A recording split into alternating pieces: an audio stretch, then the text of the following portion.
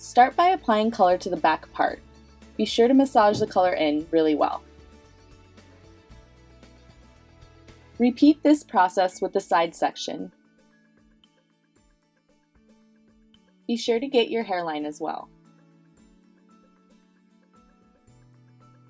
Starting at the top, apply color in 2-inch sections as you work your way down.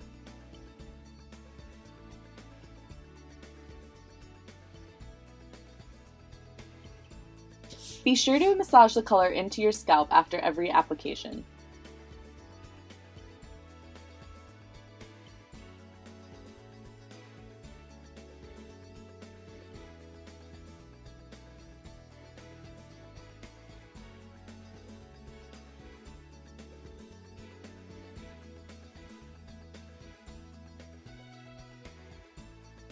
Apply the color to the rest of your hair just like that, and you'll have great coverage.